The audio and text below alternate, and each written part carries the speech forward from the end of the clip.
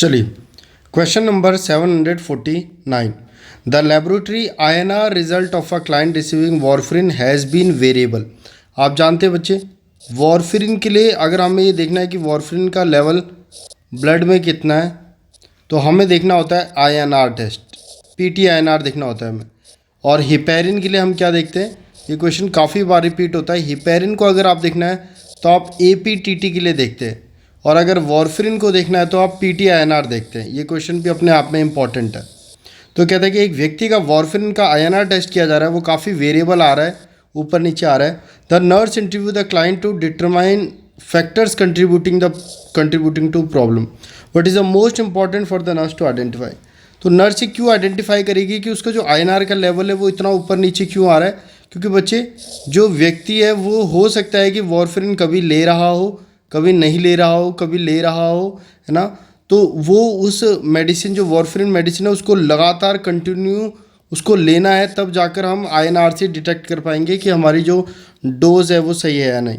ठीक है, तो adherence to prescribed drug regimen, हम उसे बोलेंगे कि देखिए आप बीच बीच में ऐसे दवाई लेना नहीं छोड़िए, आपको बिल्कुल याद से हमेशा दवाई लेनी है, ताकि बाद में हम INR के लेवल देखकर ही पता लगा सके कि हमारी जो वॉरफरिन की डोज है वो एडिक्वेट है या नहीं। चलिए next, question number 750। Warfarin is prescribed for a client who is receiving IV heparin. एक व्यक्ति को IV हिपेरिन चल रही है और उसको अब वॉरफरिन शुरू की गई है for partial occlusion of left common carotid artery, क्योंकि लेफ्ट कॉमन कैरोटरी आर्टरी में उसके ऑकल्जन था, इसलिए उसको IV हिपेरिन अभी चल रही है और उसको स्टार्ट की गई है warfarin. The client express concern about why both drugs are needed at the same time. The nurse explain this approach. देखिए, हिपेरिन हम क्यों देते हैं? क्लॉट को प्रिवेंट करें, क्लॉट ना बने इसलिए हम हिपेरिन देते हैं। तो हम उस मरीज के वॉरफरिन क्यों स्टार्ट करें? क्योंकि वॉरफरिन भी तो हम इसीलिए देते हैं कि क्लॉट ना बने। तो क्लाइंट कह रहा है, पेशेंट कह रहा है कि आप मुझे ये बताइए कि हम क्यों दोनों दवाइयाँ जिनका सेम काम है उनको एक साथ दे रहे हैं। तो मेरी बात ध्यान से सुनिए बच्चे, जब वॉरफरिन हम किसी व्यक्ति को देते हैं ना, और वॉरफरिन कैसे दिया जाता है? ओरल। और हिपेरिन कैसे दिया जाता है? IV। ठीक है, तो कभी भी जब हम वॉरफरिन किसी व्यक्ति को देते हैं तो उसका असर आने में कम से कम 2 से 3 दिन लग जाते हैं। 2 से 3 दिन लग जाते हैं ब्लड में उसका लेवल एडिक्वेट आने में। इसीलिए उन 2-3 दिनों तक हमको हिपेरिन चला के रखनी होती है, और उसके 2-3 दिनों के बाद हम हिपेरिन को बंद करते हैं, क्योंकि हमें पता है हम वॉरफरिन आज से देना चालू करेंगे तो 2 से 3 दिन लग जाएंगे ब्लड में उसका लेवल आने में वॉरफरिन का। ठीक है, इसीलिए तब तक IV हिपेरिन भी चलाया जाता है साथ में, और बाद में जब उसका INR लेवल, वॉरफरिन में कौन सा लेवल आता है? INR level. जब INR लेवल ब्लड में आ जाएगा एडिक्वेट, तब हम वॉरफरिन को बंद कर देंगे। ठीक है, तो आंसर क्या जाएगा? Provides N anticoagulant intravenously until oral drug reaches therapeutic level. जब तक ओरल ड्रग थेरेपेटिक लेवल नहीं रीच कर जाता 2-3 दिन, तब तक कंटिन्यू करते हैं IV हिपेरिन को। यही आंसर है इसका। इसीलिए दोनों ड्रग को एक साथ चलाया जा रहा है, ताकि 2-3 दिन में वॉरफरिन अपने लेवल पे आ जाए ब्लड में, और उसके बाद हम हिपेरिन को बंद कर दें। तो वॉरफरिन ओरल देते हैं, ये बात भी ध्यान रखिएगा। हिपेरिन IV देते हैं। और एक क्वेश्चन इस बार आया हुआ था SNO एग्जाम्स में कि लो मॉलिकुलर हिपेरिन किस रूट से दिया जाता है? लो मॉलिकुलर हिपेरिन किस रूट से दिया जाता है? और एक मात्र आंसर जाता है सबक्यूटेनियस रूट। ये याद रखिएगा, low molecular heparin subcutaneous route, heparin IV, warfarin oral. चलिए आगे बढ़ते हैं। Question number 751। A client with partial occlusion of left common carotid artery. एक व्यक्ति का पार्शियल ऑक्लूजन और क्या, लेफ्ट कॉमन कैरोटिड आर्टरी का, उसको डिस्चार्ज किया जा रहा है वाइल स्टिल रिसीविंग वॉरफरिन। अब उस व्यक्ति को डिस्चार्ज किया जा रहा है, लेकिन अभी भी वो व्यक्ति वॉरफरिन ले रहा है। और वॉरफरिन हम क्यों लेते हैं बच्चे? ताकि क्लॉट वगैरह ना बने। ठीक है, विच क्लिनिकल एडवर्स इफेक्ट, कौन सा adverse effect should the nurse identify as the reason for the client to seek medical consultation. क्या अगर मरीज में दिखाई देगा घर जाकर वॉरफरिन थेरेपी लेने में, कि उसको आके डॉक्टर को बताना है? तो मेरी बात सुनिए, वॉरफेरिन क्या करता है, आपका प्रोथ्रोम्बिन टाइम बढ़ा देता है, प्रोथ्रोम्बिन टाइप को क्या कर देता है, इंक्रीज कर देता है। और जब प्रोथ्रोम्बिन टाइम इंक्रीज होता है तो जो ब्लीडिंग टाइम है, इंक्रीज रिस्क ऑफ ब्लीडिंग, जो ब्लीडिंग का रिस्क है, जो ब्लीडिंग का खतरा है वो क्या कर जाता है, बढ़ जाता है। क्योंकि अब प्रोथ्रोम्बिन टाइम को बढ़ा देता है तो ब्लीडिंग का खतरा बढ़ जाता है। तो सबसे बड़ा रिस्क जिसको वॉरफेरिन या हिपेरिन चल रही है उसको किस चीज़ की है, ब्लीडिंग की, कहीं ब्लीडिंग ना हो जाए। तो हमें निम्नलिखित में से वो लक्षण ढूंढना है जिसमें ब्लीडिंग नजर आए। तो answer first, presence of blood in urine, urine में ब्लड का मिलना हमें ये बताएगा कि मरीज में ब्लीडिंग हो रही है। और इसी चीज़ को देखते ही हम डॉक्टर को इन्फॉर्म करेंगे कि हमें ये चीज़ नज़र आई है। तो याद रखना, वॉरफिन हो चाहे हिपेरिन हो, अगर व्यक्ति को उससे ब्लीडिंग का रिस्क बढ़ जाता है, इसलिए अगर ब्लीडिंग हो रही तो सीधा के सीधा आप डॉक्टर को इन्फॉर्म करेंगे। चलिए नेक्स्ट क्वेश्चन नंबर 752। अ क्लाइंट रिसीविंग वॉरफेरिन, एक व्यक्ति को वॉरफेरिन चल रही है पल्मोनरी एम्बोलिज्म के लिए। व्यक्ति को पल्मोनरी एम्बोलिज्म यानी क्लॉट जाकर कहाँ अटक गया है, लंग्स में, उसके लिए वॉरफेरिन दी जा रही है। Which drug is contraindicated when taking warfarin, निम्नलिखित में से कौन सी दवाई वॉरफेरिन के साथ नहीं लेंगे। मेरी बात सुने, वॉरफेरिन किस चीज़ के रिस्क को बढ़ा देता है, हमने पढ़ा अभी ब्लीडिंग के रिस्क को। वॉरफेरिन से ब्लीडिंग का खतरा बढ़ जाता है। तो वॉरफेरिन के साथ आप कभी भी ऐसी दवाई मत दो जिससे भी ब्लीडिंग का खतरा बढ़ता हो, वरना ब्लीडिंग का खतरा और ज़्यादा बढ़ जाएगा। तो ऐसी दवाई मत देना जिससे ब्लीडिंग का खतरा बढ़ता हो, क्योंकि पहले से ही वॉरफेरिन से ब्लीडिंग का खतरा ज़्यादा है। तो इनमें से कौन सी दवाई है जिससे ब्लीडिंग का खतरा बढ़ता है, ferrous sulphate, acetyl सल्सिलिक acid, atenolol या क्लोरप्रोमाजिन। एक और एकमात्र आंसर जाएगा aspirin, acetyl salicylic acid, acetyl salicylic acid, जिसे हम किस नाम से जानते हैं, एस्पिरिन। तो एस्पिरिन नहीं देंगे हम वॉरफेरिन के साथ। क्यों? क्योंकि एस्पिरिन क्या करती है, एस्पिरिन प्लेटिलेट के एक दूसरे से जो चिपकते हैं ना, प्लेटिलेट एग्रीगेशन, उसको रोकती है। और अगर ये उसको रोकती है तो एस्पिरिन भी क्या करती है, ब्लीडिंग के खतरे को बढ़ा देती है। तो क्या आप ऐसी दो दवाइयाँ दोगे जो ब्लीडिंग के खतरे को बढ़ाती है एक साथ? नहीं। इसलिए वॉरफेरिन के साथ आप एस्पिरिन को नहीं दोगे, ध्यान रखना। ठीक है, next question number 753। Tissue plasminogen activator TPA, बच्चे मेरी बात सुनो, टीपीए क्यों दिया जाता है? हिपेरिन और वॉरफेरिन तो क्लॉट ना बने इसलिए दिया जाता है, क्लॉट ना बने इसलिए दिया जाता है हिपेरिन और वॉरफेरिन। टीपीए दिया जाता है जो क्लॉट बन चुका है ना, जो क्लॉट बन चुका है उसको तोड़ने के लिए, उसको तोड़ने के लिए दिया जाता है टीपीए, क्लॉट को तोड़ने के लिए दिया जाता है टीपीए। तो एक व्यक्ति को टीपीए चल रही थी, is to be administered to a client in emergency department. What is the priority nursing action? Priority nursing action क्या होगा, बताओ बच्चे। जो चीज़ क्लॉट को तोड़ रही है, खून को पतला बना रही है, उस चीज़ के साथ सबसे बड़ा खतरा किसका होगा? ब्लीडिंग का। किस चीज़ का होगा? ब्लीडिंग का। तो इसमें भी सबसे बड़ा रिस्क किसका जाएगा? ब्लीडिंग का। तो आंसर जाएगी प्रायोरिटी नर्सिंग असेसमेंट क्या है?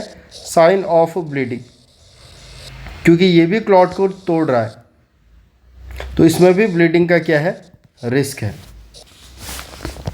ठीक है, थ्रोम्बोलिटिक एजेंट बोलते हैं इसको, थ्रोम्बोलाइटिक, थ्रोम्बोलाइटिक यानी थ्रोम्बस को तोड़ने वाला थ्रोम्बोलाइटिक एजेंट, उनके साथ रिस्क ऑफ ब्लीडिंग बढ़ जाती है, इसलिए साइन ऑफ ब्लीडिंग को देखेंगे। नेक्स्ट क्वेश्चन नंबर 754, काफ़ी बार एग्जाम से पूछा जाता है, कॉमन क्वेश्चन है। अ क्लाइंट विद टीबी, एक व्यक्ति जिसे ट्यूबरक्लोसिस है, ask the nurse why vitamin C या pyridoxine is given to isoniazid, given with isoniazid. ये अपने आप में एक बहुत बड़ा क्वेश्चन बना रहा है बच्चे। जब भी किसी व्यक्ति को आइसोनियाजिड चलती है ना, जो कि दवाई है टीबी की, उस व्यक्ति को साथ में विटामिन B6 जरूर देते हैं, जिसका नाम है पायरिडॉक्सिन। ये क्वेश्चन तो बहुत ज़्यादा बार पूछा गया है, क्योंकि आइसोनियाजिड लेने वाले व्यक्ति को विटामिन B6 की कमी हो जाती है, डेफिशिएंसी हो जाती है, इसीलिए उस व्यक्ति को विटामिन B6 साथ में दी जाती है आइसोनियाजिड क्या करवाती है, अगर उसको विटामिन B6 की कमी हो जाएगी तो उसकी वजह से उसको हो जाता है पेरिफेरल न्यूराइटिस, पेरीफेरल न्यूरोपैथी भी जिसे हम कहते हैं, पेरिफेरल न्यूरोपैथी हो जाता है।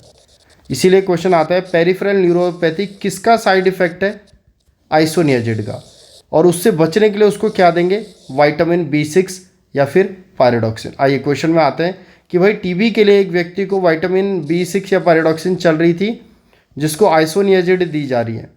What explanation should the nurse provide, क्या एक्सप्लेनेशन नर्स उसको प्रोवाइड करेगी, नर्स उसको बोलेगी कि देखिए isoniazid interfere with the synthesis of this vitamin, isoniazid इस विटामिन के बनने के साथ छेड़छाड़ करता है जिसकी वजह से विटामिन B6 की कमी हो जाती है, ध्यान रखना।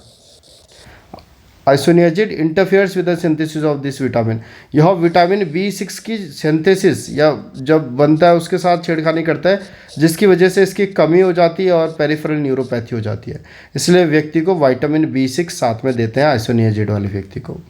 चलिए बहुत बढ़िया, नेक्स्ट देखते हैं।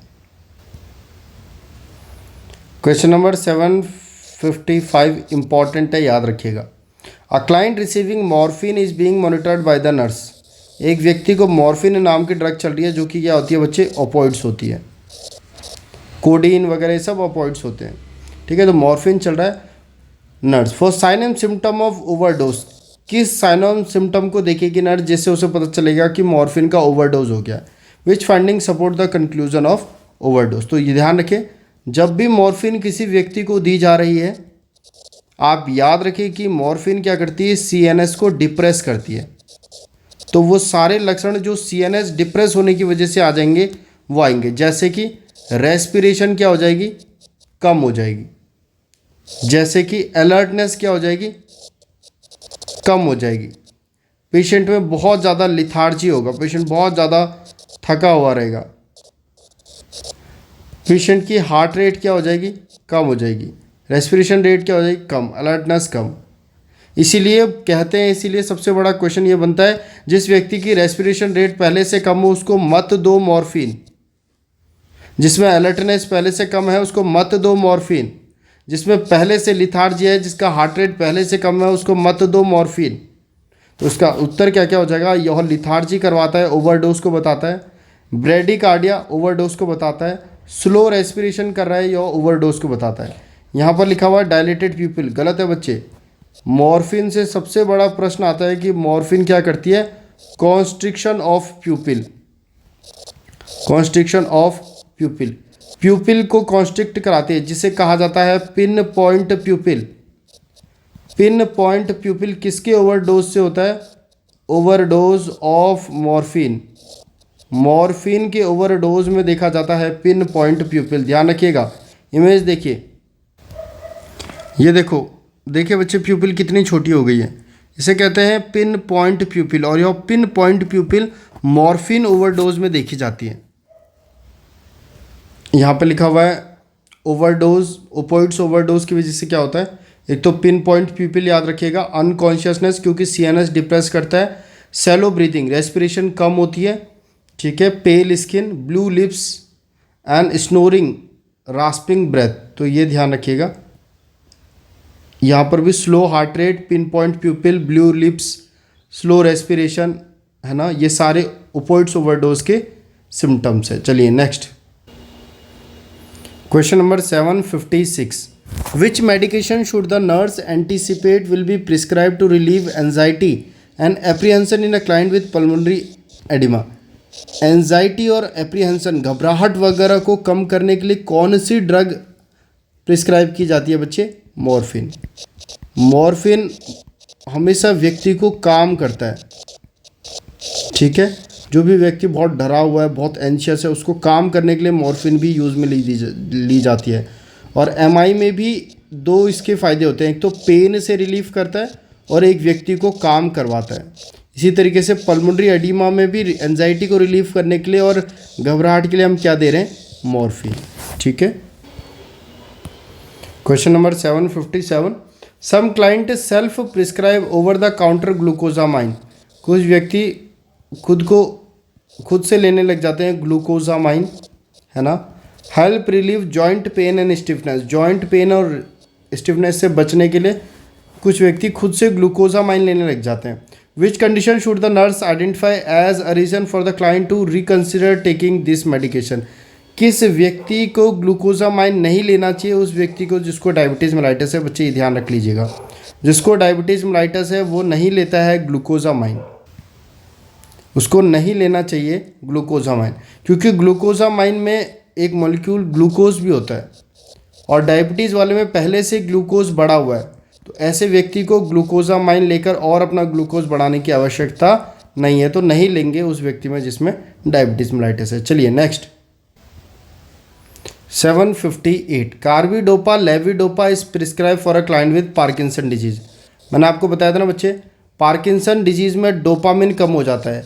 अब हम डायरेक्टली डोपामिन व्यक्ति को दे नहीं सकते, क्योंकि डोपामिन ब्रेन के अंदर नहीं जा पाता है, क्योंकि बीच में लगा हुआ है ब्लड ब्रेन बैरियर, तो डोपामिन ब्रेन में नहीं जा सकता है, जबकि डोपामिन कम हो चुका है पार्किंसन डिजीज़ में। तो ऐसे व्यक्ति को दिया जाता है कार्बिडोपा और लेवोडोपा, क्योंकि लेवोडोपा और कार्बिडोपा क्या करते हैं, ये जा सकते हैं, ये एंटर कर सकते हैं ब्लड ब्रेन बैरियर में और ब्रेन में एंटर कर सकते हैं। जब ये वहाँ पर पहुँच जाते हैं कार्बिडोपा और लेवोडोपा, ये क्या बनाते हैं, वहाँ पर चेंज होकर बनाते हैं डोपामिन, और इसकी वजह से डोपामिन का लेवल बढ़ जाता है और व्यक्ति के सिम्टम्स में सुधार होता है। ठीक है, इसीलिए कार्बिडोपा और लेवोडोपा दिया जाता है पार्किंसन वाले व्यक्ति को जिनमें डोपामिन कम होता है, क्योंकि ये एंटर कर सकते हैं ब्रेन में और ब्लड ब्रेन बैरियर को क्रॉस कर सकते हैं।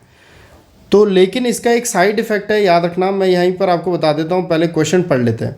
कार्बिडोपा लेविडोपा दिया जा रहा है एक व्यक्ति को जिसको पार्किंसन डिजीज़ है। What should the nurse teach the client about this medication? इस दवाई के बारे में नर्स पेशेंट को क्या बताएगी? कार्बिडोपा और लेविडोपा फेमस है ऑर्थोस्टैटिक हाइपोटेंशन करने के लिए। ऑर्थोस्टैटिक हाइपोटेंशन मैंने बताया था आपको कि जब भी कोई व्यक्ति लेटा होता है तो उसका बीपी ज़्यादा होता है। जैसे ही व्यक्ति खड़ा होता है उसका सारा का सारा ब्लड ग्रेविटी की वजह से पाँवों में चले जाता है और ऊपर बिल्कुल भी ब्लड नहीं बचता, जिसकी वजह से व्यक्ति को चक्कर आने लगते हैं। इसको कहा जाता है ऑर्थोस्टैटिक हाइपोटेंशन, यानी खड़े होते ही व्यक्ति को हाइपोटेंशन हो रहा है। और खड़े होने पर कितना उसका बीपी कम होता है? सिस्टोलिक तो कम होता है 20 mmHg कम होगा लेटे से, और डायस्टोलिक कितना कम होता है? डायस्टोलिक होता है 10 mmHg कम। ठीक है, तो मेरी बात सुनिए, सिस्टोलिक और डायस्टोलिक इतना कम हो रहा है व्यक्ति को, ऑर्थोस्टैटिक हाइपोटेंशन हो रहा है सिर्फ और सिर्फ किसकी वजह से? लेवोडोपा का एक साइड इफेक्ट होता है। इसीलिए इस क्वेश्चन का आंसर जाएगा you may experience dizziness when moving from sitting to standing. आपको अचानक से चक्कर आ सकते हैं जब आप लेटे या बैठे से आप खड़े उठेंगे। क्यों? क्योंकि हम जानते हैं कार्बिडोपा और लेवोडोपा क्या करवाता है? Orthostatic hypotension. इसलिए पेशेंट को बोलेंगे स्लोली उठे, स्लोली अपनी पोजीशन को चेंज करें, कभी भी अचानक से खड़ा नहीं होना है। ठीक है, याद रखें कार्बिडोपा और लेवोडोपा ऑर्थोस्टैटिक हाइपोटेंशन कराता है व्यक्ति में, इसीलिए उसको पोजीशन आराम से चेंज करने के लिए बोलेंगे। और ऑर्थोस्टैटिक हाइपोटेंशन के क्या होते हैं? 3 मिनट के अंदर उसका बीपी इतना कम होना चाहिए, याद रखा, 3 मिनट के अंदर 20 और 10। चलिए next question number 759। A nurse is providing instruction for a client who is receiving phenytoin. एक व्यक्ति को फेनाटोइन नाम की ड्रग चल रही है, और फेनाटोइन किसके लिए चलती है बच्चे? सीजर के लिए चलती है, और जब भी चलेगी लाइफ टाइम चलेगी, और दवाई को रोज लेना होता है। फेनाटोइन एक व्यक्ति को चल रही है, हैज़, तो what side effect basis of the nurse emphasis on meticulous oral hygiene. तो क्या साइड इफेक्ट नर्स बताएगी कि क्यों आपको ओरल हाइजीन मेंटेन करनी है। तो ये क्वेश्चन बहुत पुराना है और बहुत बार पूछा गया बच्चे कि जब भी कोई व्यक्ति फेनाटोइन लेता है उसको हाइपरप्लेजिया ऑफ गम हो जाता है, उसके मसूड़े बहुत बड़े बड़े हो जाते हैं, स्वेल हो जाते हैं, जिसकी वजह से उनमें ब्लीडिंग हो सकती है,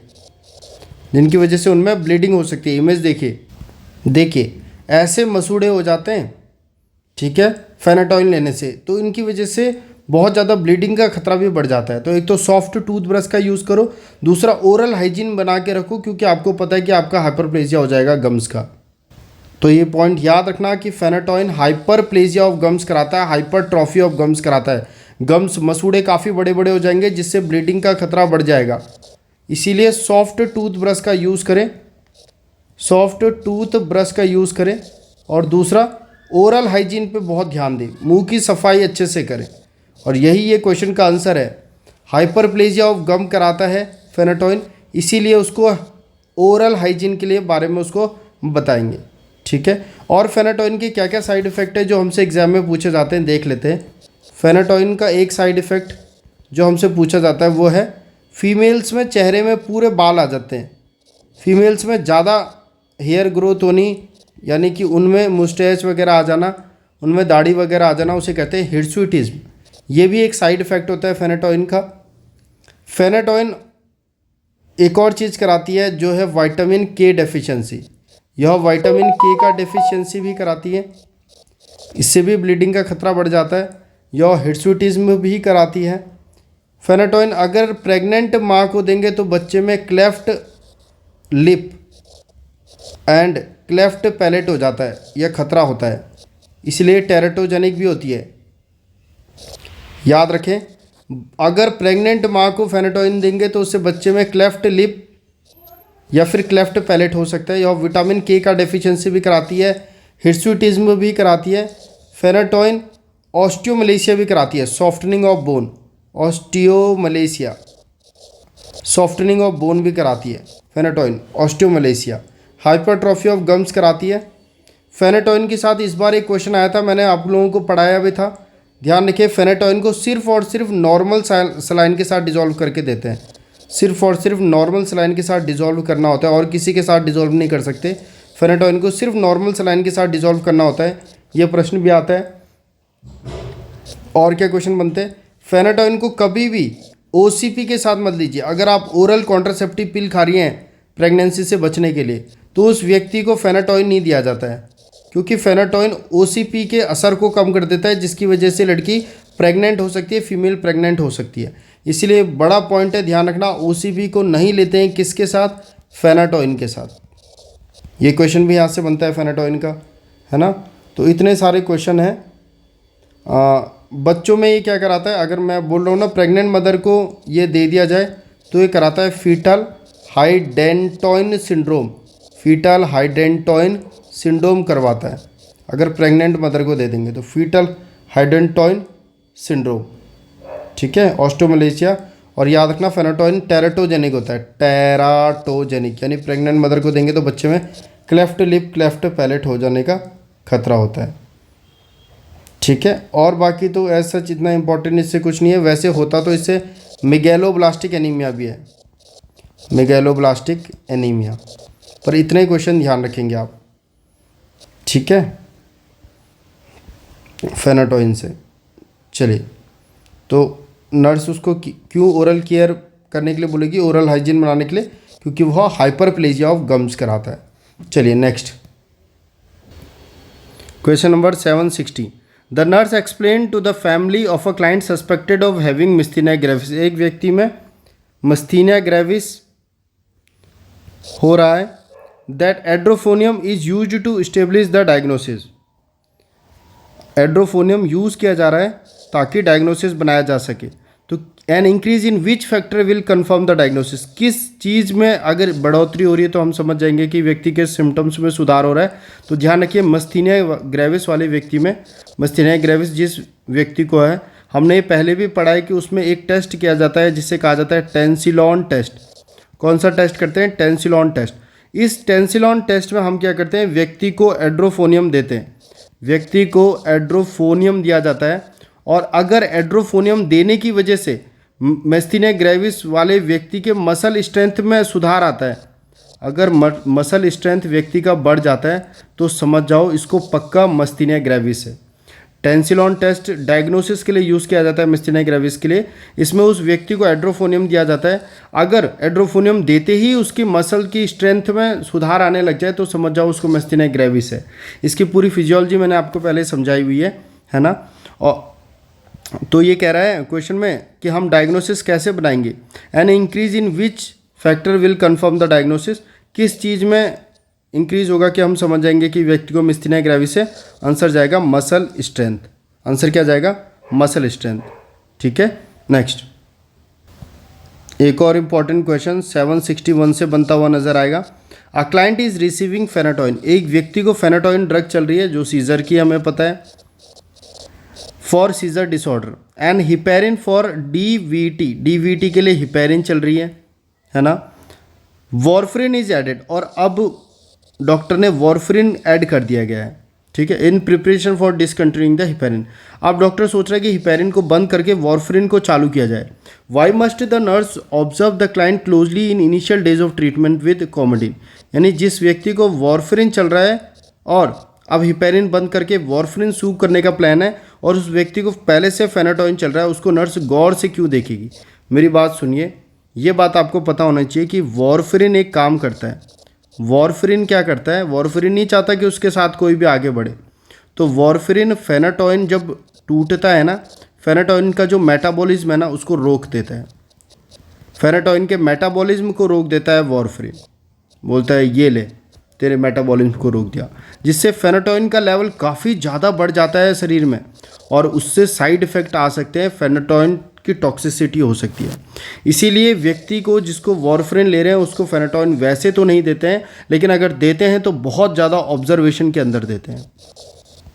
अब बताइए इसका आंसर क्या होगा। वॉरफ्रिन अफेक्ट करता है मेटाबॉलिज्म ऑफ फेनाटोइन को, फेनाटोइन की मेटाबॉलिज्म को अफेक्ट करता है वॉरफ्रिन, इसलिए वॉरफ्रिन फेनाटोइन के साथ नहीं देते हैं। इसी तरीके से हमने कहा था कि फेनाटोइन के साथ क्या नहीं देते हैं, ओसीपी, ओरल कॉन्ट्रासेप्टिव पिल्स। इसी तरीके से हमने पहले पढ़ा था फ्रूजीमाइड, लेसिक्स के साथ क्या नहीं लेते हैं, एस्पिरिन, क्योंकि दोनों एक ही साथ बाहर निकलना चाहते थे, जिसकी वजह से एस्पिरिन नहीं निकल पाता था, उसकी टॉक्सिसिटी हो जाती है। इसी तरीके से बच्चे ग्रेप फ्रूट जूस के साथ, ग्रेप फ्रूट जूस किस व्यक्ति में नहीं लेते हैं, जिसमें जो साइक्लोस्पोरिन ले रहा हो, साइक्लोस्पोरिन, ये कुछ क्वेश्चन है जो साथ में नहीं लेते हैं, साइक्लोस्पोरिन के साथ ग्रेप फ्रूट जूस नहीं लेते हैं।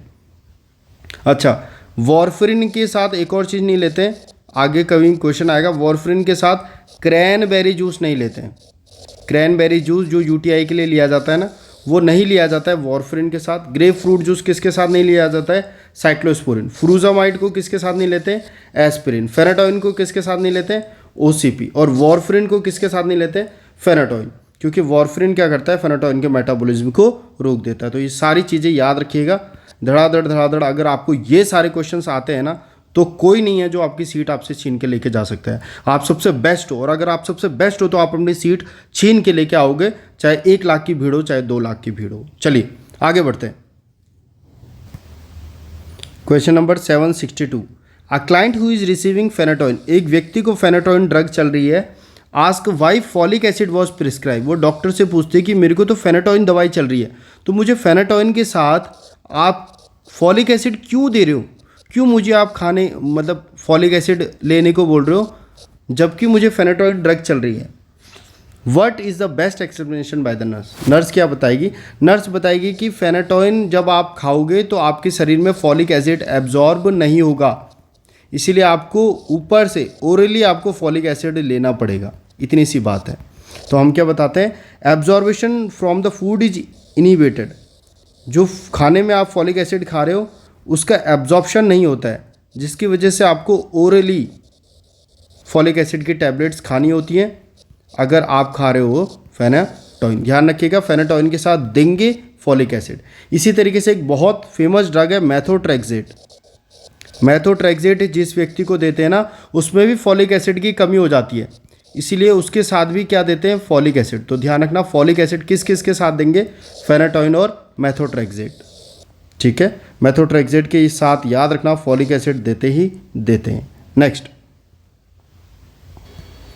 Question number 763, what should the nurse monitor to evaluate the effectiveness of carbamazepine, एक व्यक्ति को कार्बाजिपाइन दे रहे हैं, उसका इफेक्टिवनेस कैसे पता करेंगे, उस व्यक्ति में जिसे ट्राइजेमिनल न्यूरैल्जिया है। और ये क्वेश्चन अपने आप में एक बहुत बड़ा क्वेश्चन बनता है कि किसी भी व्यक्ति को जिसको ट्राइजेमिनल न्यूरैल्जिया है, ट्राइजेमिनल न्यूरैल्जिया है, उस व्यक्ति में ड्रग ऑफ चॉइस क्या होती है, उस व्यक्ति में ड्रग ऑफ चॉइस होती है कार्बामाजिपाइन, उस व्यक्ति में ड्रग ऑफ चॉइस होती है कार्बामाजिपाइन। जिस व्यक्ति में ट्राइजेमिनल न्यूरैल्जिया डिजीज़ है उसे ड्रग ऑफ चॉइस देते हैं कार्बामाजिपाइन। और क्यों दी जाती है, उसकी पेन की इंटेंसिटी को कम करने के लिए। हमने बताया था ट्राइजेमिनल न्यूरैल्जिया में 5th क्रेनियल नर्व में क्या हो जाता है, डिस्फंक्शन हो जाता है, जिसकी वजह से काफ़ी सडन शार्प पेन होता है फेस में, और उस पेन को कम करने के लिए दिया जाता है कार्बामाज़ेपाइन ड्रग, ध्यान रखना। तो उसकी पेन की इंटेंसिटी में कमी आएगी। और ऐसे व्यक्ति में कभी भी कुछ ठंडा, एकदम से ठंडे पानी से मुंह ना धुलाएं, गर्म पानी से मुंह ना धुलाएं, उसके सामने अचानक से ना गुजरें, ये सारी चीज़ें। अच्छा, कुछ ठंडा खाना नहीं है अचानक से, और अनअफेक्टेड साइड में आपको चबाना है। अगर कभी आप खाओगे भी तो अनअफेक्टेड साइड में आपको च्यू करना है। इन सारे लक्षणों का, इन सारी बातों का ध्यान रखें। नेक्स्ट क्वेश्चन नंबर 764, 765, 76, 766 आप इजीली कर सकते हो बच्चे, मैं काफ़ी बार करा चुका हूँ। सब में एक ही फॉर्मूला यूज़ होता है, डिज़ायर, देना कितना है और है कितना, है कितना। तो आप जब मल्टीप्लाई करोगे तो आंसर आ जाएगा। जैसे यहाँ पे 2.5 ग्राम है और 5 ग्राम 10 ml पे है, तो आप इजीली क्या कर जाओगे, 2.5 देना है, हमारे पास कितना है 5 ग्राम, और कितने ml में है 10 ml में, आप मल्टीप्लाई करोगे आंसर आ जाएगा। ठीक है, तो यहाँ पर देखिए 5 2 10, 2.5 multiply by 5, 2.5 multiply by 2, answer आ जाएगा 5 ml। तो बहुत इजी क्वेश्चन है, ये तीनों आप करिएगा। नेक्स्ट हम बढ़ते हैं 767 में। Question number 767, a client is to have mafenide, एक व्यक्ति को मेफिनाइड क्रीम लगाई जा रही है। मेफिनाइड क्रीम किस में लगाते हैं बच्चे, बर्न एरिया में। अगर किसी को बर्न हो जाता है वहाँ पर मेफिनाइड क्रीम लगाई जाती है। बर्न एरिया में कौन सी क्रीम लगाई जाती है, mafenide cream. For which serious side effect of mafenide therapy should the nurse monitor the client. याद रखना, मान लीजिए आपकी किडनी है ना, वो किडनी का नॉर्मल काम होता है HIN को बॉडी से बाहर भेजना, लेकिन जिसमें मेफिनाइड क्रीम लगाई जा रही हो बर्न के लिए, उस व्यक्ति में मेफिनाइड की वजह से HIN बाहर नहीं जा पाता है, जिसकी वजह से HIN शरीर के अंदर बढ़ जाता है। और HIN जब शरीर के अंदर बढ़ता है तो उसको हम क्या कहते हैं, एसिडोसिस। तो इस व्यक्ति को एसिडोसिस होने का खतरा होता है, जिस व्यक्ति को मेफिनाइड चल रही है, किसके बर्न एरिया में अगर मेफिनाइड लगाई जा रही है तो ऐसे व्यक्ति को मेटाबॉलिक एसिडोसिस का खतरा होता है, क्योंकि वो किडनी में से HIN का एक्सक्रीशन को रोक दे रही है। ठीक है, ध्यान रखेंगे, मेटाबॉलिक एसिडोसिस का रिस्क है उस व्यक्ति को जिसको मेफिनाइड चलेगा। समझ में आया। Next question number 768, after several days of IV therapy for chloroquine resistant malaria the health care provider replaces the IV medication with oral quinine 2 gram per day in divided doses. The nurse advised the client to take this medication with meal.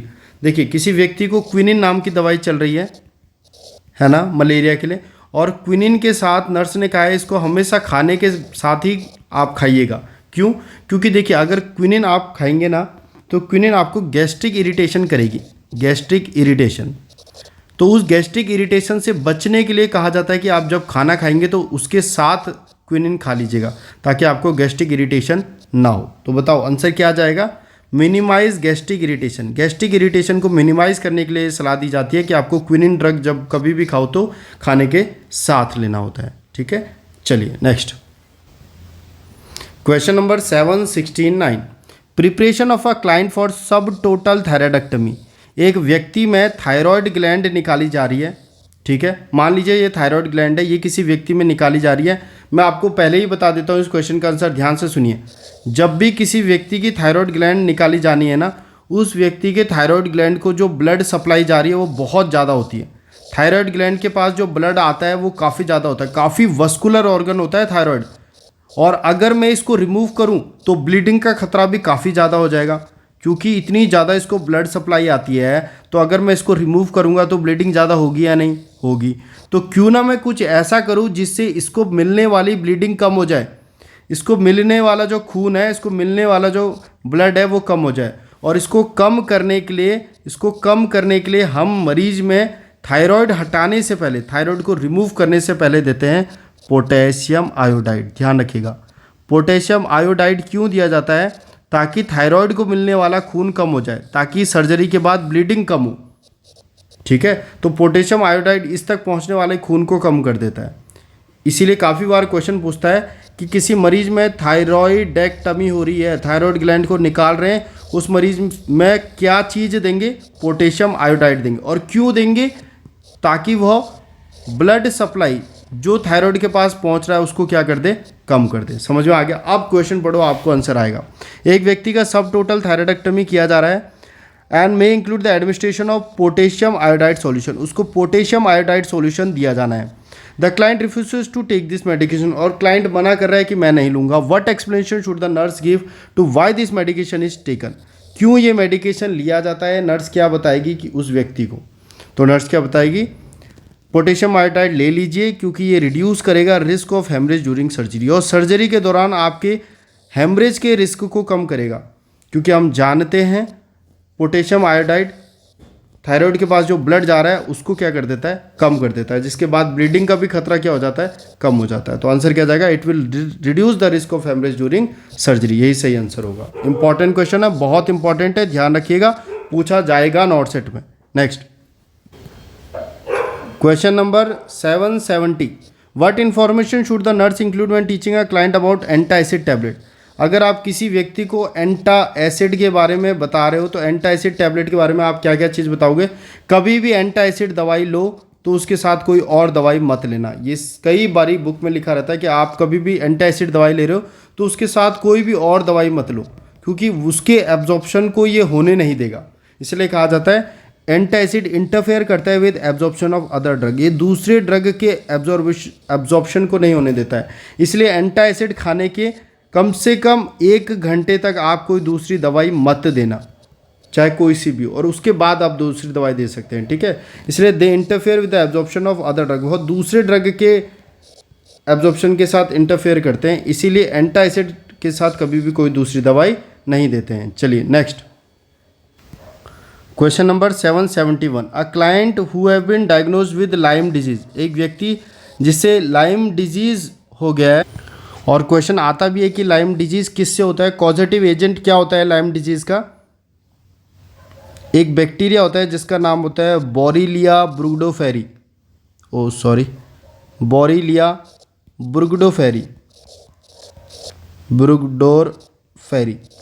बोरिलिया ब्रुगडोफेरी नाम का एक bacteria होता है जिससे lime disease होता है। देखिए ऐसा हो जाता है लाइम डिजीज़ में, और ये किससे होता है, ब्रुगुलो ब्रुगडोफेरी नाम के बैक्टीरिया से, ठीक है, बोरिलिया ब्रुगडोफेरी नाम से ऐसे रैसेस पड़ जाते हैं सर्कल में, ठीक है, इसे कहा जाता है लाइम डिजीज़। तो एक व्यक्ति को लाइम डिजीज़ के लिए डॉक्सीसाइक्लिन दवाई दी जा रही है। What should the nurse do when administering this drug, इस ड्रग को देते समय नर्स क्या करेगी? याद रखना, जब भी कभी कोई दवाई आप दो तो उस दवाई के साथ ऐसी कोई चीज़ मत देना जिसमें एल्यूमिनियम हो, ऐसी कोई चीज़ मत देना जिसमें मैग्नीशियम हो, ऐसी कोई चीज़ मत देना जिसमें कैल्शियम हो। कैल्शियम, एल्यूमिनियम, मैग्नीशियम और कैल्शियम वाली चीज़ें उस व्यक्ति को मत दो जिसमें कोई सी भी दवाई चल रही है। और इसीलिए इसका आंसर होगा कि जब भी आप कोई मेडिसिन दे रहे हो ना, give the medicine an hour before milk product are ingested, क्योंकि मिल्क में ये तीनों चीज़ें होती है, एल्युमिनियम, मैग्नीशियम और कैल्शियम। इसलिए मिल्क के साथ मत दीजिए दवाई, उससे 1 घंटे पहले दे दीजिए। और अगर आपने दवाई दी है तो 1 घंटे तक आप उसको दूध वगैरह मत दीजिए, क्योंकि कोई भी मेडिसिन, चाहे वो डॉक्सीसाइक्लिन हो, कोई भी हो, उसके साथ हम एल्यूमिनियम, मैग्नीशियम और कैल्शियम वाली चीज़ों को नहीं देते हैं, क्योंकि वो उसका एब्जॉर्प्शन नहीं होने देते हैं।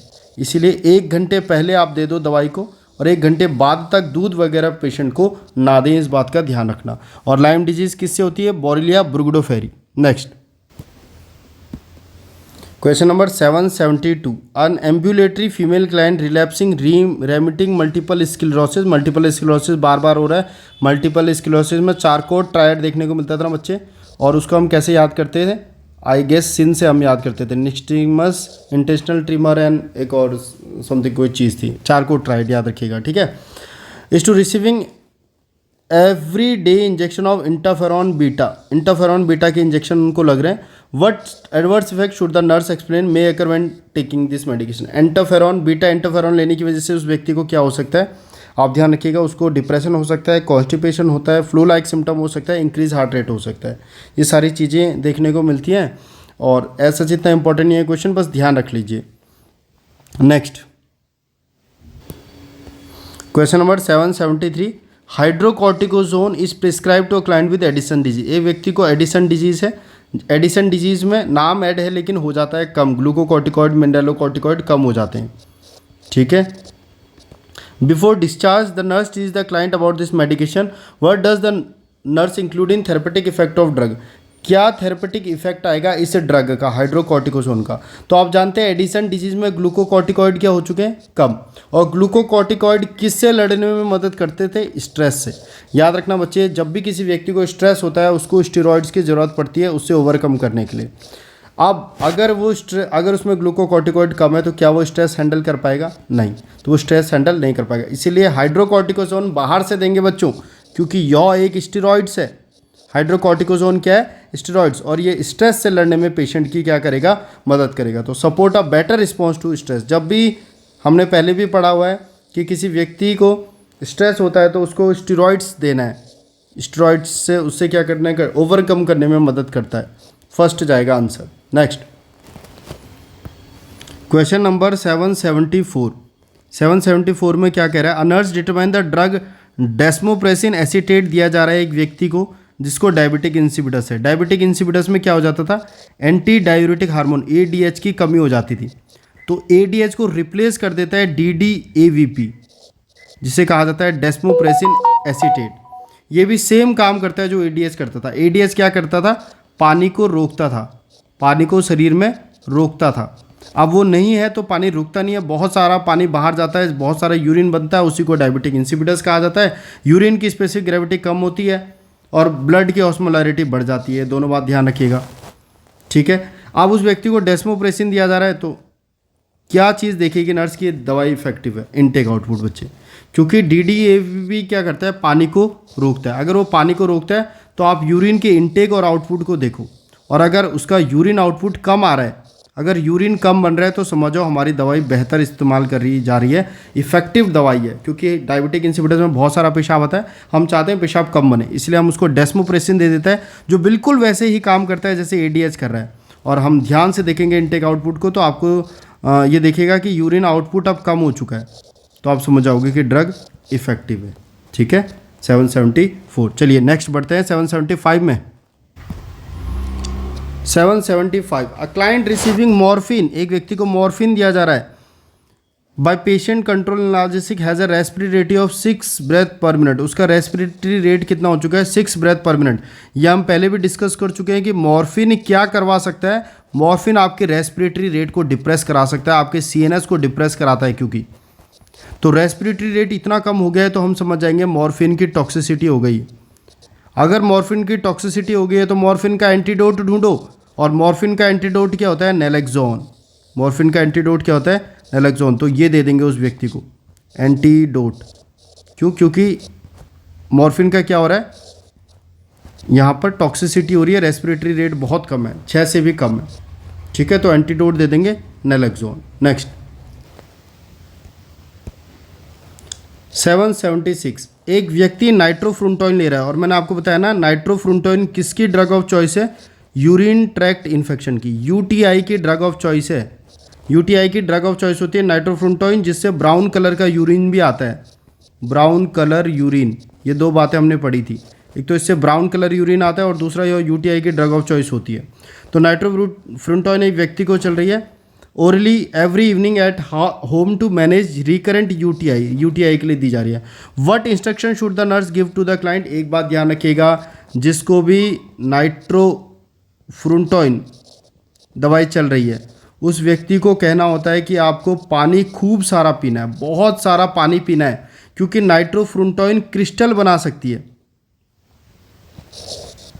क्रिस्टल्स बना सकती है, ठीक है। तो क्रिस्टल्स बना सकती है वो आपके, तो इसीलिए क्योंकि वो आपके शरीर में क्रिस्टल्स, छोटे छोटे क्रिस्टल्स बना सकती है, आपको खूब सारा पानी पीना है ताकि क्रिस्टल्स ना बने, ताकि क्रिस्टल्स ना बने, ठीक है। तो ध्यान रखिएगा नाइट्रोफ्रुंटोइन क्रिस्टल्स बनाती है, ठीक है। तो आपको खूब सारा पानी ज़्यादा से ज़्यादा पीना है। तो आंसर क्या चले जाएगा इसका, increase your intake of fluid. उस व्यक्ति को हम क्या बताएंगे, जिसको नाइट्रोफ्रुंटोइन चल रही है उसको बोलेंगे अपना ज़्यादा से ज़्यादा पानी, आप ज़्यादा से ज़्यादा पानी पीजिए ताकि क्रिस्टल फॉर्मेशन ना हो। Next question number 777, aspirin is prescribed in a client with rheumatoid arthritis. एक व्यक्ति को अर्थराइटिस है, उसके लिए एस्पिरिन दिया जा रहा है। Which clinical indicator of aspirin toxicity, aspirin toxicity के क्या लक्षण होते हैं जो नर्स पेशेंट को बताएगी। आप याद रखिए, एस्पिरिन टॉक्सिसिटी जब भी होती है, एक तो हमने पढ़ा है रिंगिंग इन ईयर, कानों में रिंगिंग की आवाज़ आती है, रिंगिंग इन द ईयर्स, ठीक है, रिंगिंग इन ईयर्स होता है कानों में एस्पिरिन टॉक्सिसिटी के साथ, ये बहुत बार क्वेश्चन पूछा गया है। और दूसरा, एस्पिरिन ब्लीडिंग के खतरे को भी बढ़ा देती है, तो ब्लीडिंग के रिस्क को भी बढ़ा देती है, तो ध्यान रखें। ब्लड इन स्टूल, अगर स्टूल में ब्लड आ रहा है तो समझ जाओ ब्लीडिंग हो रहा है पेशेंट को, एस्पिरिन टॉक्सिसिटी का साइन है। और रिंगिंग इन द ईयर्स, अगर कान में रिंगिंगनेस हो रही है तो समझ जाओ कि यह एस्पिरिन टॉक्सिसिटी का साइन है। और ये काफ़ी बार पूछा जाता है कि अगर किसी व्यक्ति को एस्पिरिन दे रहे हैं और उसके कान में रिंगिंग हो रही है तो क्या करेंगे, समझ जाएंगे एस्पिरिन टॉक्सिसिटी हो रही है और बंद कर देंगे। इसी तरीके से मैंने बताया था फ्रूजेमाइड या फिर जिसे लेसिक्स कहते हैं, अगर वो एकदम से बहुत सारा आपने किसी पेशेंट में दे दिया तो उसमें भी रिंगिंग इन ईयर सुनाई देता है, रिंगिंग इन द ईयर, उसका भी साइड इफेक्ट है। तो ये दोनों याद रखिएगा। चलिए next question number 778, what should the nurse include in teaching plan of a client taking calcium channel blocker. एक व्यक्ति में कैल्शियम चैनल ब्लॉकर लिया जा रहा है, सच एज निफिडिपिन, एक व्यक्ति में कैल्शियम चैनल ब्लॉकर निफिडिपिन लिया जा रहा है, तो किन किन बातों का ध्यान रखना। एक बहुत फेमस क्वेश्चन है बच्चे, कैल्शियम चैनल ब्लॉकर के साथ कभी भी ग्रेप फ्रूट जूस नहीं लेते हैं। याद रखना, ये क्वेश्चन काफ़ी फेमस है क्योंकि ग्रेप फ्रूट जूस क्या करता है, कैल्शियम चैनल ब्लॉकर के मेटाबॉलिज्म पे असर डालता है।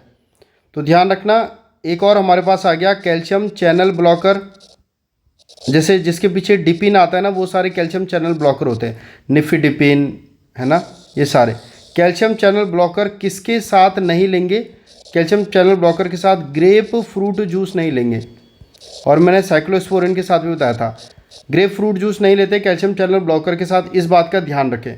और निफिडिपिन मैंने आपको कभी कहीं और भी बताया क्या, निफिडिपिन प्री टर्म लेबर की ड्रग ऑफ चॉइस भी होती है। प्री टर्म लेबर अगर किसी महिला को हो रहा है तो उस समय पर भी निफिडिपिन दिया जाता है प्री टर्म लेबर पर, drug of choice of pre term labour, ये भी ध्यान रखिएगा, ठीक है। और अगर कैल्शियम चैनल ब्लॉकर हाइपरटेंशन की दवाई है ना, तो एक तो इसको ग्रेप फ्रूट जूस के साथ ना लें क्योंकि इसके मेटाबॉलिज्म पर असर डालती है। दूसरा, इससे आपको पोजीशन को स्लोली चेंज करें क्योंकि बीपी की दवाई ऑर्थोस्टैटिक हाइपोटेंशन कर सकती है, ठीक है। और अगर पेरिफेरल एडिमा होता है तो डॉक्टर को बताना है। तो second, third and fifth, position को स्लोली चेंज करो, बीपी की दवाइयों के साथ करते ही है क्योंकि ऑर्थोस्टैटिक हाइपोटेंशन होता है। पेरिफेरल एडिमा के लिए देखें और ग्रेप फ्रूट जूस को अवॉइड करें। ये सबसे अच्छा क्वेश्चन यहाँ से बन रहा है। Next question number 779, a nurse is planning for a client with cancer, एक व्यक्ति को कैंसर चल रहा है जिसको कौन सी दवाई चल रही है, विनक्रिस्टिन। याद आया, विनक्रिस्टिन क्या कराती है, कॉन्स्टिपेशन। बाकी सारी कैंसर की दवाइयाँ क्या कराती है, डायरिया। विनक्रिस्टिन क्या कराती है, कॉन्स्टिपेशन, ठीक है, ये हमने पढ़ा हुआ है। तो विनक्रिस्टिन चल रही है, उसको कौन सा साइड इफेक्ट देखने को मिलेगा, what is the common side effect of vincristine. Vincristine का सबसे कॉमन साइड इफेक्ट क्या है, एकमात्र आंसर कॉन्स्टिपेशन। हमने पहले काफ़ी बार पढ़ा हुआ है, अब हम गलत नहीं करेंगे। विनक्रिस्टिन एक एंटी कैंसर ड्रग है जिसकी वजह से कॉन्स्टिपेशन होता है, ठीक है। बाकी सब एंटी कैंसर ड्रग्स है। बाकी हमने पढ़े थे ब्लूमाइसिन से क्या होता है, पल्मोनरी फाइब्रोसिस। हमने पढ़ा था हेमरेजिक सिस्टाइटिस किससे होता है, हेमरेजिक सिस्टाइटिस, ये बताइए मुझे। और हमने काफ़ी सारा बोन मैरो सप्रेशन होता था, पेरिफेरल न्यूरोपैथी होती थी। ये सारे कौन कौन से कैंसर ड्रग से होते हैं, जो अपने कीमोमैन पढ़ा था वो आपको बिल्कुल याद होना चाहिए, ठीक है। डॉक्सोरुबिन से कार्डियोटॉक्सिसिटी होती थी, है ना। चलिए, साइक्लोफॉस्फेमाइड से होता था ना हेमरेजिक सिस्टाइटिस, ये याद रखिएगा। Next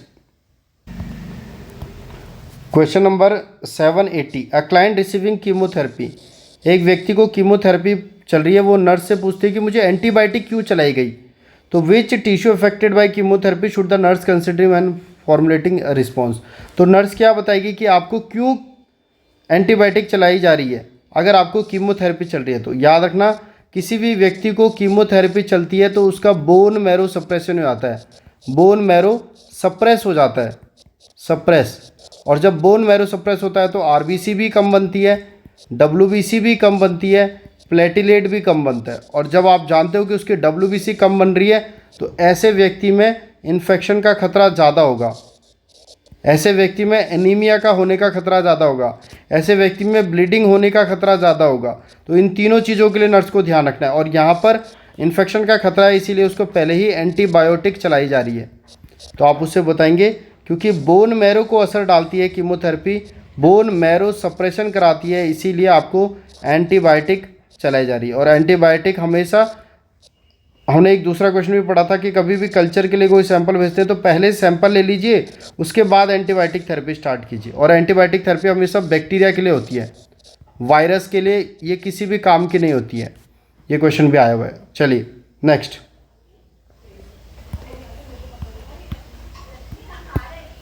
question number 781। A client is receiving chemotherapy, एक व्यक्ति को कीमोथेरेपी चल रही है फॉर कैंसर, कैंसर के लिए।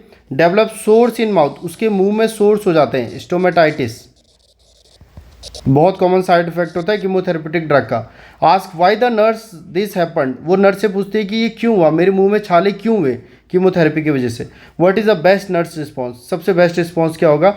बच्चे मेरी बात सुनिए, कीमोथेरेपी क्या करती है, जो रैपिडली डिवाइडिंग सेल होती है, जो जल्दी जल्दी डिवाइड करने वाली सेल्स होती है, उनको डैमेज करती है। और जो हमारी म्यूकोजा होती है ना, उसको बहुत ज़्यादा डैमेज करती है, जिसकी वजह से the rapidly dividing cell of GI tract are damage by this drug.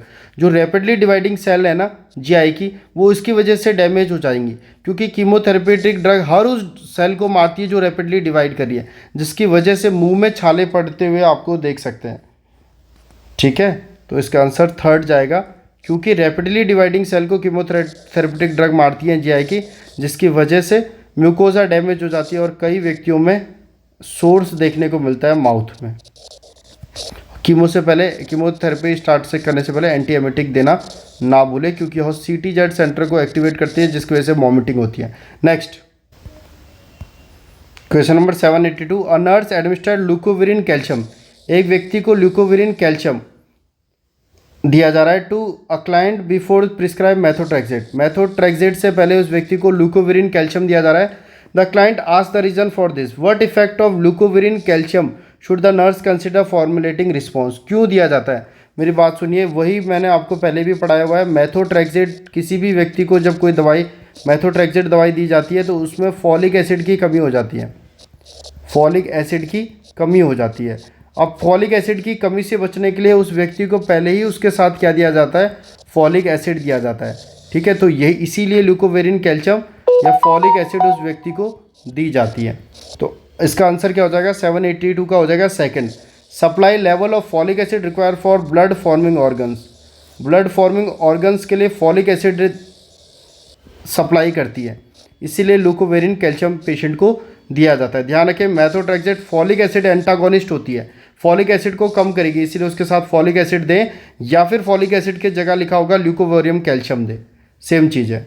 ठीक है, और फेनाटोइन के साथ भी हमने पढ़ा ना, फेनाटोइन भी क्या करता है, फॉलिक एसिड को कम करता है, इसलिए उसके साथ भी फॉलिक एसिड दिया जाना चाहिए। फेनाटोइन को NS के साथ डिजोल्व करते हैं, गम हाइपरप्लेजिया कराता है, हिर्सुटिज्म कराता है, क्लेफ्ट लिप क्लेफ्ट पैलेट कराता है। ऑन टिप्स आपको सारी चीज़ें याद होनी। चलिए नेक्स्ट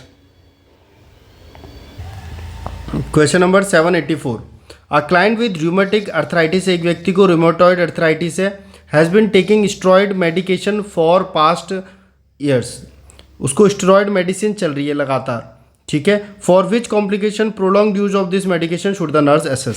स्टेरॉइड देखिए, जैसे कीमोथेरेपी लेने की वजह से क्या हो जाता है, बोन मैरो सप्रेस हो जाती है ना बच्चे, वैसे ही स्टेरॉइड अगर कोई लगातार लेता है तो उसका बोन मैरो सप्रेस हो जाता है, बोन मैरो सप्रेस हो जाता है। और वही बात फिर अगर बोन मैरो सप्रेस हो गया तो RBC क्या बनेंगी, कम, WBC क्या बनेंगी, कम, प्लेटलेट क्या बनेंगी, कम। इसीलिए स्टेरॉइड्स लेने की वजह से उसका बोन मैरो सप्रेशन हो गया है और उसमें डिक्रीज देखने को मिलेगा WBC लेवल, WBC लेवल कम देखने को मिलता है। स्टेरॉइड का एक और साइड इफेक्ट होता है मूड स्विंग्स आना। ठीक है, ये याद रखेंगे। स्टेरॉइड का एक और साइड इफेक्ट होता है हाइपरग्लाइसीमिया कराता है, ग्लूकोज को बढ़ा देता है, हाइपरग्लाइसीमिया। इसलिए ब्लड ग्लूकोज चेक करें जिस व्यक्ति को स्टेरॉइड चल रहा है, मूड स्विंग्स के लिए चेक करें। ठीक है, और यह बोन मैरो सप्रेशन कराती है तो इन्फेक्शन वगैरह करा सकती है, एनीमिया करा सकती है, ब्लीडिंग करवा सकती है, इस बात का ध्यान रखें। चलिए नेक्स्ट और स्टेरॉइड्स का ज़्यादा लेना एक और साइड इफेक्ट कराता है ऑस्टियोपोरोसिस। याद रखना, ऑस्टियोपोरोसिस हो सकता है लंबे समय से स्टेरॉइड्स लेके। Next question number 785, which test result should a nurse review to determine if antibiotic prescribe for a client will be effective.